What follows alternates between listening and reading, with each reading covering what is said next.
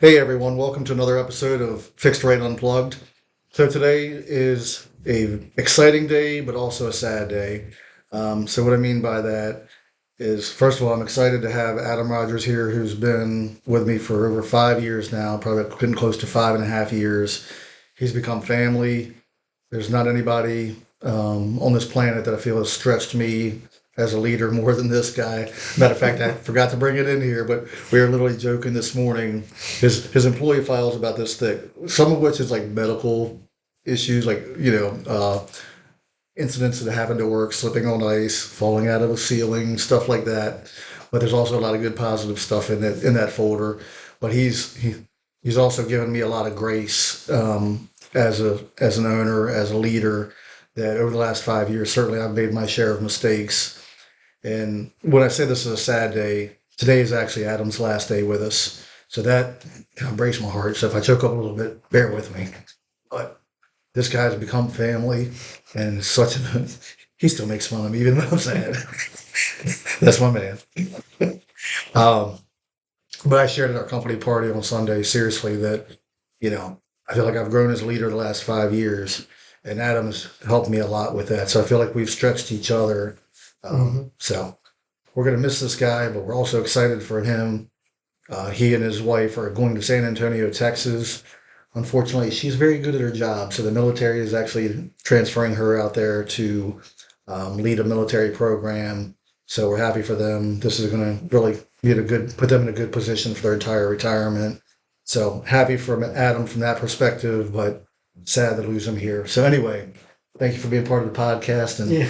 my plan was to get you here before now and not be your last day Yeah. on the podcast, but I'm just glad that we were able to get you on here before you left. Me too. So one thing about Adam, you'll find out, and I wanted Adam to share from his perspective, he has a very interesting background. So maybe you can just share a little bit about just different things that have happened to you. Um, What kind of got you here uh, today? so growing up, like I was always like very hands-on mechanically.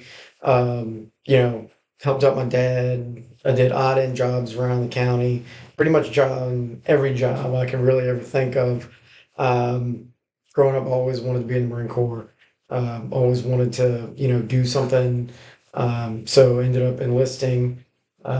Did 6 years, and unfortunately, I was wounded. Was unable to overcome a lot of that stuff mentally, ironically. And then when I got out, I was like, well, what can I do? But because of my profession, there's only a few things you can do when it comes to certain professions. So I became a cop. And I'll never forget when I went and I did the background, and they were like, everything's great. I went and did my polygraph, everything was great. Went and did the psyche eval, and they were like, you have a problem with authority. And Shocker.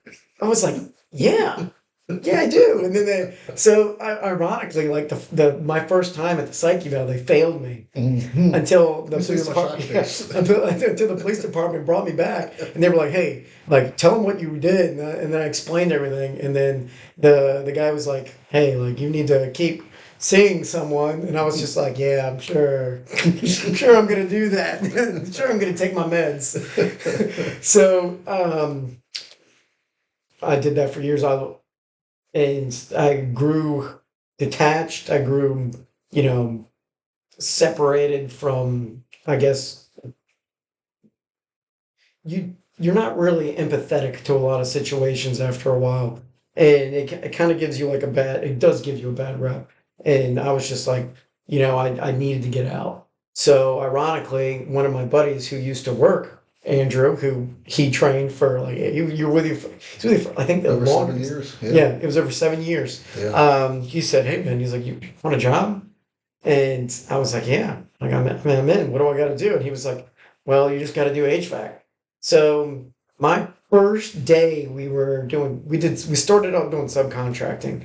Um, this company did, and we've expanded since then, which I'll touch on. But we were doing subcontracting for Petro, and we were in DC, and there was like I was doing sheet metal, and I'd never worked with it before, and I mean I sliced my finger open, big time. And I was like, man, I can't go out like this. Like, he's not going to do an insurance claim on my finger. Like, day one, I was like, I got to do something.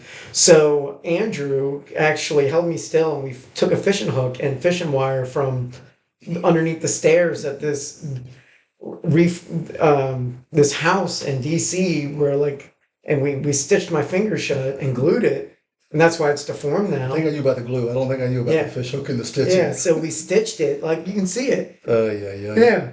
So I don't even know if that made a page in the employee file. it so didn't. obviously It didn't, because I was still worried that I wouldn't get the job because I had already hurt myself day one. I was like, he's not gonna want a liability. Mhm. So ever since then, I've always pretty much just like worked through whatever it was. Yes, There you was Petro was very rough on the body, but I expanded. Like I rode with Andrew for 3 years. I have 5 years experience, and people are like, how do you have all this experience in just 5 years? And some of them don't believe me until I start showing them everything. And it was because for 3 years, I rode with my trainer every day. We went from boilers to heat pumps to mini splits. And if we didn't know what we were doing, like we had to read the manual, we'd figure it out. Like we were hours away, and it was, we need to do it. We're going to get it accomplished. It may take a little longer, but we're going to get it done. And there's never been enough. Ever since we left doing subcontracting, we have never once worked that late ever again. One thing I'll say is there was so many nights would come in after midnight. Yeah. Certainly you and Andrew, but then I had my share of it as well. Yeah. Because I was doing it before you came on board. Oh, yeah. That's actually when I went back to NASA, I believe. Yeah. But anyway, that one time, did you ever complain? Like, I'd No. roll in at 2 o'clock in the morning, be back Nope. at 7 to start the next day. Because back then, it was only really 3 of us in the company. Yeah, there was. And we had another job lined up the next day, so we just didn't have any work. Yeah. Couldn't go back and finish the job, so we just stayed till it got done. And Yeah. a lot of Yeah, there was, Petro hired us to, as it is, they said, you have one day to do this. You need to get it done. Here's the materials. So we used to fabricate. We used to do everything. We had a brake. I mean, I wish we had a Pittsburgh machine. That would be pretty cool. right. But we would make all of our fittings. We'd show up, rip it out, and then start measuring it up. And we've never seen the job, so we didn't know. We would bring buckets and buckets for boilers because we didn't know what we were going to run into. Some of the boilers were super heavy. The old coal boilers had to bust in pieces Yeah, and take them out. yeah, in they're pieces. physically called 1 tons. Yep. And they weigh almost 2,000 pounds. It's 5 sections, and the worst one was the one where I've never seen it before. They actually stacked the sections on each other, and we tried cutting through it with a torch. We actually rented a torch, and we tried cutting through it, and it didn't work. Yep. And then we had to break it loose, and there was 4 of us that had to lift these 100-pound sections off these big giant beams, and then lay it down.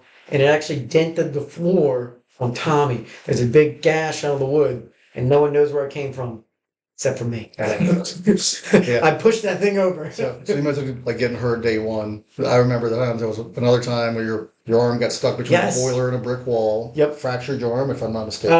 It fractured my arm and gave me nerve damage in my right hand. And then I think he took off the next day because I forced you to. Yes. I think that happened on a Thursday. He was back to work on Monday in a sling. And there's been at least 3 or 4 times where that's happened, to slip on ice, force him to take off the next day. He's always back to work like 2 days later, no matter. It'd be an incident where guys would take off for weeks. Yeah. And Adam, you just could not keep him away. And we had to protect Adam from himself many times. So, again, that's Petro. Man, we I lived think in there's some still tough times. pictures of me fully extended on a 40-foot ladder, and I'm standing on the top rung, and I'm still reaching out and wasn't trying to there like for get that. to something. Yeah. It was for the Sosa job where we did the mini splits, and there was, because it was on the bottom of the hill, there was the basement, first floor, second floor, and then it was right into the attic piece. Things we will never ever do again, and I didn't know about that one. But no, Nope. like I said, he's been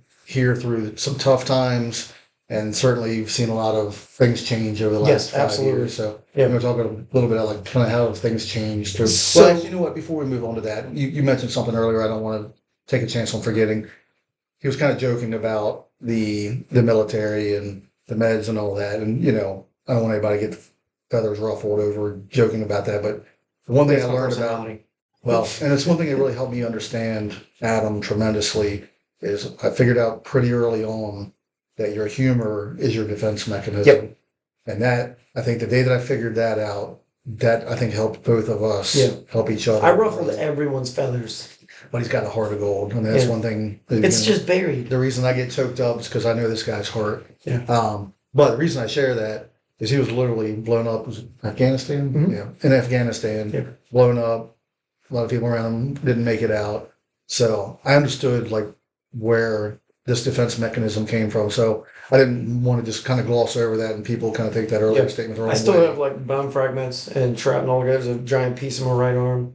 There's bone fragments from my buddies. So it's like you can feel the bump, but it's not like going to go off in a metal tear because obviously it's a piece of just chunk of bone. Yeah. So some things you've been through in your life, most people could just never understand. I know I certainly can't. Just some things you had to see and do and stuff like that. So again, I don't want people to understand, like, if people knew the full story behind Adam, they'll get the appreciation of Adam that I/we have. So anyway, so back to the other question.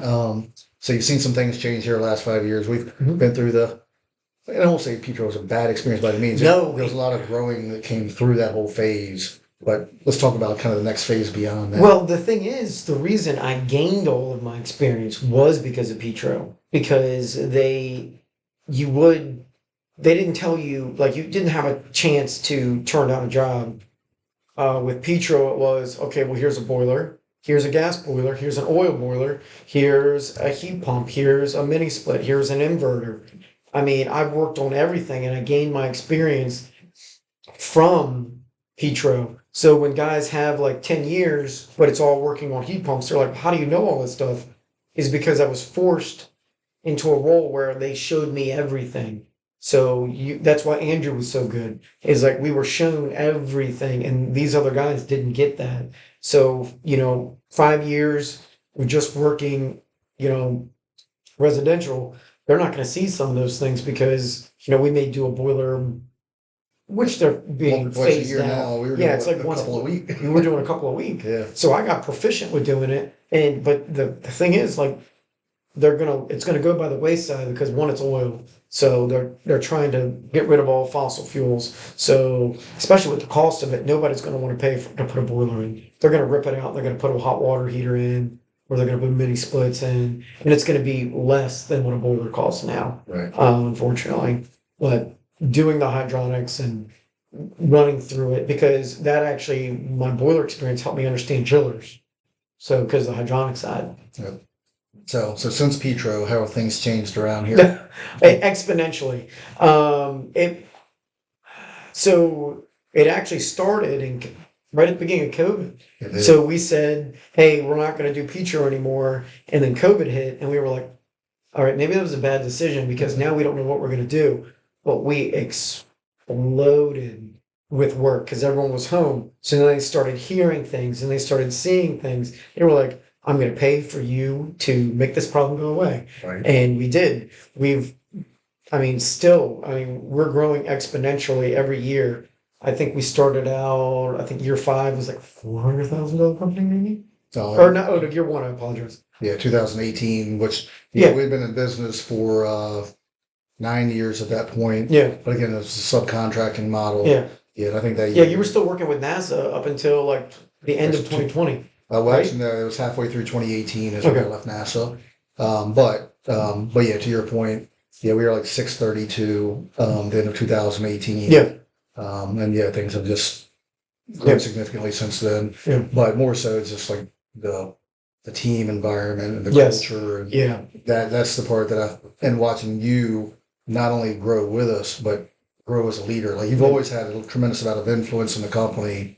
But over specifically the last 2 years, I've just seen a new and improved Adam. It's just been amazing. Yeah, it took a while. So like without Andrew there, so I had Neil as guidance. So Neil is like a great teacher. Like he'll show you everything. But when he started training me, and I didn't notice to be his replacement, and that's physically he was like, I'm training you to start so you can start taking over, and then you train them. So started learning from Neil and how to train people and pick up on their cues, whether they're hands-on, visual. So that's when I started implementing it. And some of it I got wrong. Don't get me wrong. I didn't train some of them correctly because I didn't understand in the beginning how they learned. But once I did start figuring out who they were and how they learned, it made it easier to show them how to work through problems, how to troubleshoot, what tools to use, what little techniques you can use to help further yourself in because now that I'm it's going back to Neil, so it's going to be he's going to have the operations coordinator and service, and then he still has to do the metal. So, but he's going to have to hone in on these guys to make sure that they are growing. And that'll be the same thing with William. William's going to have to start seeing how to tweak them and show them that if they need to grow, and then you can start getting your sections back, which is going to be great. So Now, a couple of things I know that I feel like I noticed a big difference in you. Tell me if I'm wrong. We were able to take you to Palm Yep. Springs and introduce you to Scott Mann, who's a phenomenal leader, former Yeah, Green Beret. obviously. And the first time I saw him, he talked about Survivors Guild, and I'm like, the whole time I'm watching, I'm like, man, I wish Adam was here with me right now. Yeah. And just saw a change in you after Palm Springs, and then we also listened to Extreme Ownership as a company, Yeah. and we talked about that. We do every day of the week before we left the shop, we would do a chapter of Extreme Ownership, Mhm. and then before we hit play or hit stop and then go off about our business, like, no, let's talk about that chapter. Yeah. And you were always the one that would jump right in on those conversations and had a lot to add. And again, that was a military type leadership book, but it's to me probably one of the top leadership books out there. I would agree. So none of them are really understanding how much training you're providing them from other companies. Like other companies are just like, all right, well, here's your truck, here you go. But you're hand feeding it to them. You're like, this is what can I do? What can you and Neil both are like, how can we train you? What tools do you need? We get a tool program. When I started, it was, hey, do you need it? All right, well, let's go get it. And now it's like you have a tool program. You have all these things set up so they can succeed. And I just wish some of them would really, they don't understand where we came from, and they're like, oh yeah, I'm just gonna go pick this up. And I'm like, you gotta understand, like this tool is like your heart. Like this is like a piece of you. Don't lose it. Don't do damage to it. Like you need to protect this tool. And because like at some point in time, like some of them don't have a grasp for it, especially when they come out of high school, Sure. they just see that all this stuff's handed to them. I don't want them to think that I don't want them to take it for granted. So I keep reminding them, don't take this for granted. Well, thank you. Yeah, don't take all of this for Stuff is granted. expensive. Yeah, well, not only that, but it's just the training. There's classes through Carrier. We just did an Amana class where every employee sat in this Amana class instead of usually it's one guy goes and then brings the information back. Like you said, all right, I'm going to pay you to sit in this class so all of you can understand it. And it was the installers. It was the maintenance guys. It was the duct cleaning guys in case they grow. You took time to put that into it. And I didn't want people to take that for granted because no other real company does that. They always send, and no matter what, you always hear about it. One guy goes so they can get the product and then they teach it to the other crews. Yeah, But- but with that, Neil was actually just shared this yesterday about Yeah. a different subject, but it's the same principle as we heard sometime that once you hear a topic, you retain 17% of that information. Yes. So if you get one guy that goes and retains 17%, then he comes back and tries to teach that 17%. Man, what a watered down version. So You do. that's one reason why we try to send You do everybody. bullet points. When you're in a class like that, you already know you're going to take bullet points and you're not going to remember the whole thing. If it is an hour long, you are not going to remember everything. Even if the best thing to do is record it. But if you can't, you take bullet points, but then you bring those bullet points back and people only focus on those bullet points, like their own bullet points. They're like, well, this is a lot of information. Let me make my own bullet points. And you start to lose a lot of information. Like he went over a lot of information yesterday about, techniques and what you have to do because of this new refrigerant. And how efficient it's going to be, but how deadly the circumstances can be if you don't follow these protocols, which constantly keep changing. He kept reiterating the federal government, or what is it called? ASHRAE? ACA ACA? or ASHRAE? ASHRAE is going to keep changing all these mandates because they're learning more and more things. So as it goes, so there's, you have to focus on always once a month looking into it and making sure, because once you get that training, you still need to further your education. Like refrigerants have changed from R11 to R22 for today to R32, R4, 454B. I mean, And now the new ones have some flammability, so that's just a that was the little big bit. reason that Yeah. I wanted everybody to sit in yesterday. Yes. It's like, Yeah, this stuff but it could was be, even the duct like cleaning to your guys. point, it can be Yeah. deadly if you don't handle it the right way. So Correct. you're gonna be really They're careful. telling you to fully ventilate, turn the fan on, open every window you can, and get, evacuate the space. And when someone tells you that, people are like, oh, no, it'll be fine. But if you're in a basement, there's nowhere for it to go except with you. So, So we've got it covered. So you're yeah. not scaring anybody. But we've invested in the and that's training why I like that development. you did it. Yeah. You did it. Like you focused on the duct cleaning guys who are going to soon move up, the maintenance guys that are soon going to move up. So it wasn't just, you didn't just train one guy, you trained all of us in this. So no matter Thank you. what, we can, be diverse in every role where we can help out and we can remind the other guy, hey, we got to do this.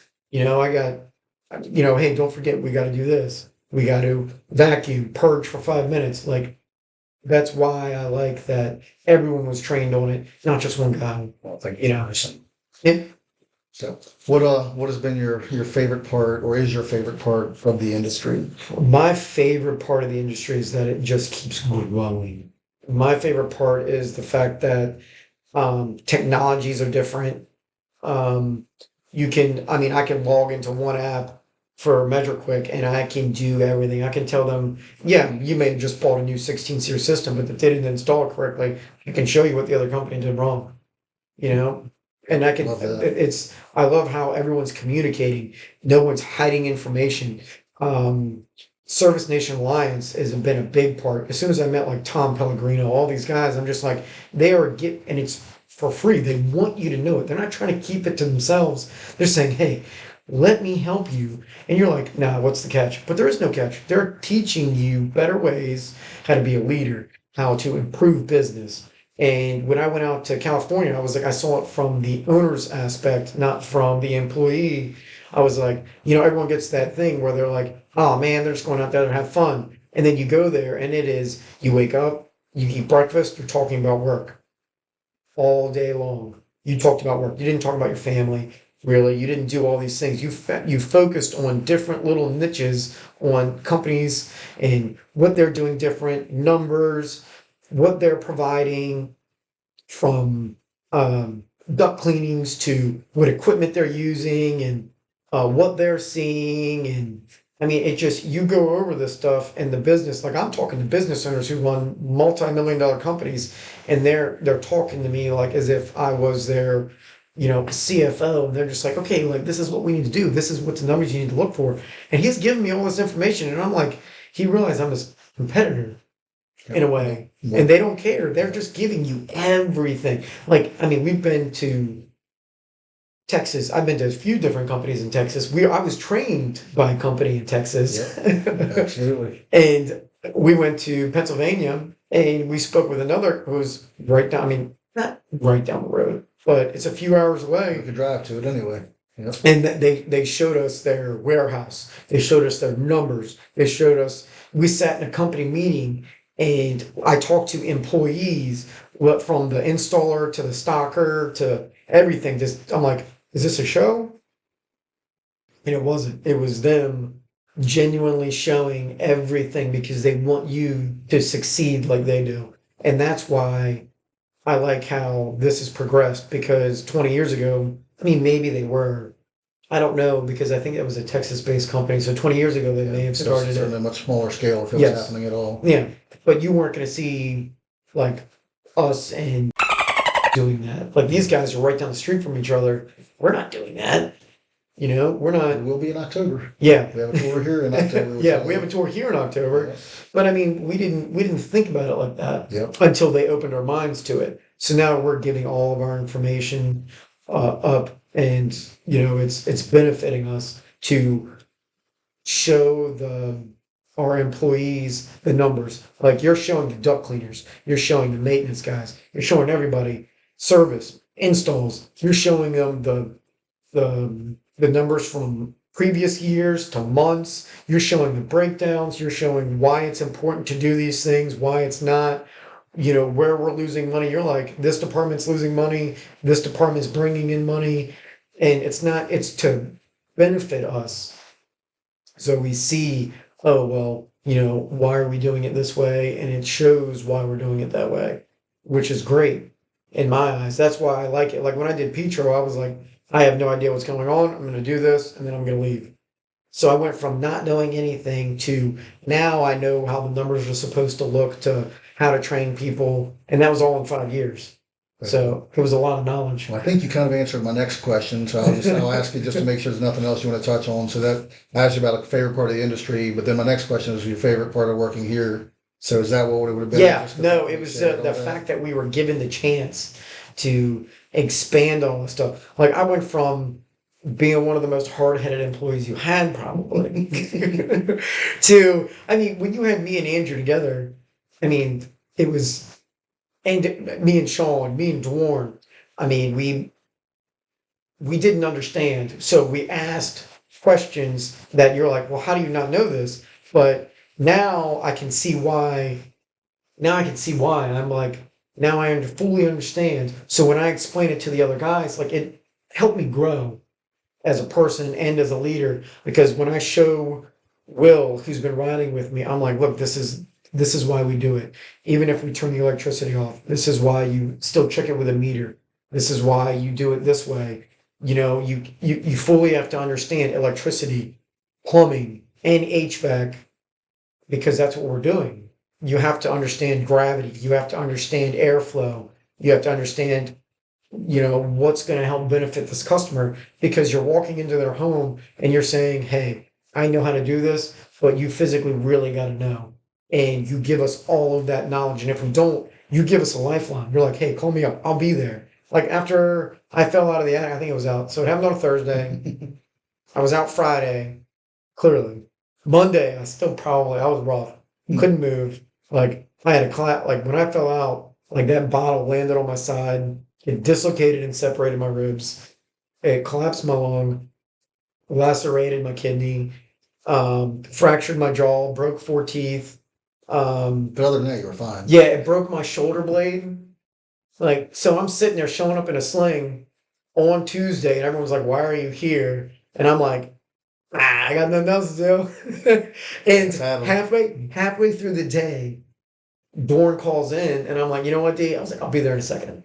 And I left, and ever since then, never went back, never came back into the office. Like, I was That was his light duty. yeah, that was my light Helping duty. My teammate. light duty was going, and I started using the guys as my hands.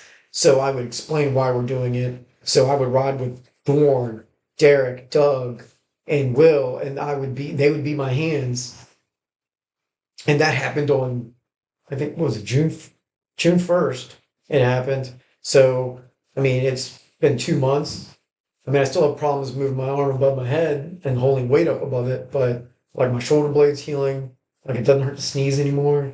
But I know it's you've been an awesome coach and an awesome mentor Yeah. to all the guys, certainly the younger guys, but everybody here. Like I said, you've always had a lot of influence, but there's a difference between influence and leadership. Leadership yeah, is influence, but influence can be good or bad, right? yeah, And certainly can be bad leaders, but you have grown into a very great leader, great mentor, and I was really proud of everything that you've done here, everything you've done for us, and I'm just so happy, for your entire future. Like I know you have a great woman in your life now.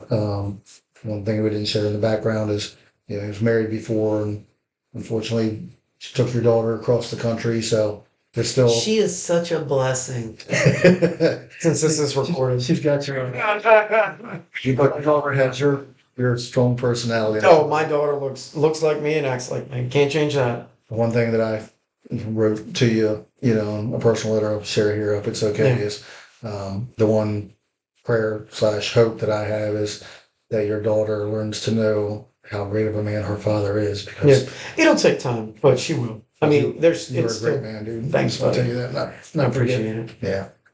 So anyway, we'll wrap this up, but yeah, I just want to say there are no words for how much you mean to me and how special of a person you are. So I just hope I you know. know I that. don't think. I think if I was at a different company, I wouldn't have gotten the growth I did. So when I go out to other companies, like I'm sure I will have growth, but like it's starting. I'm starting day one. Yeah. I'm starting. I have to prove myself all over again. I have to see how they're doing things differently. So I'm going to a different state with different regulations, different ways of doing things, and a different understanding. So my growth is going to have to be. I'm going to be behind the eight ball, just jumping in and trying to grab as much knowledge again as possible. And I hope to. Well, you have the heart and the work ethic, so there's Yeah. no doubt in my mind you're going to be great out there, and Yeah. happy to know that you're ending up with a seems to be a great company out there. Yeah, when I went out there and talked to them, I had the idea of going out and talking to a few different ones. But as soon as I met this couple, I was like, "This is exactly what it reminds me of this place. The family orientation, and I got a good feeling from them, and I'm like, you know what, I want to do this. Yeah, I'm looking forward to meeting her. I actually get to meet her on next Tuesday. As a matter Yeah, of fact. and I tell you what, I think she's from Chicago. I think he's originally from Texas. Yeah. I think she's from Chicago. Yeah, so they're the company he's going to is actually part of the same best practices group that we're a part of. So we're able to make a phone call, send out an email. Yeah. Had him 4 interviews before he even went down there to look Yeah. for houses. Unfortunately, one of the 4 worked out. So Yeah, I didn't even. I looked up the other ones, but when I talked to him on the phone, I didn't get like nothing clicked. So I was like, maybe it's not going to be the same. But then when I spoke to her, Miss Wilson, I was like, you know what? I was like, I got a good feeling. Like the way she talked to me on the phone, I was happy. And I was like, when I met them, then they took me out to lunch, which was amazing. I love Texas, Right. Good old barbecue. Barbecue. It was. I mean, they showed me around their building. They showed me their warehouse. Like they put time into it. They just didn't. They weren't like, okay, let me see your piece of paper, let me see your application, and then brush me aside. Like they put a good feeling into it, and that's what I like. Is they did the same thing you did when you hired me. I met you at Panera Bread in Prince Frederick. So, like it's After getting it a little fender bender on the way, I still remember that. I do too. You know what? You don't break in front of something that weighs thousands of pounds heavier than you. Apparently. Apparently not. But anyway, so okay, we'll wrap this up. The one thing I know is Patty Wilson and her husband, and I'm sorry I don't know his name, unfortunately. Do you know his name? I call him Mr. Wilson. Mr. Wilson it is. So the Wilsons are getting a great team member, a great leader. So I'm sure you're going to make a difference in their company the same way you did here. So I know you're going to do amazing out there. I know we'll keep in touch because Yeah. wouldn't have it any other way because you're family now. Yeah, I hope to. I definitely want to learn a lot, but I want to bring like knowledge there with me. I want to show like obviously my worth, not only knowledge wise, but like skill set wise, leadership wise. I want them to actually like to grow as well too, or whatever their dreams are. I'm just gonna, make sure that if they're giving me my dreams, I'm gonna help make sure they get theirs. Yeah, he's an amazing person, buddy. So, well, thank you for joining us on the podcast. And like I said, man, you're a great human being, and I appreciate everything. And I didn't say once. We'll bleep that one out. Here, Oh, it's gotta be the dolphin. It'll be the dolphin sound. All right. Have a great week, everybody.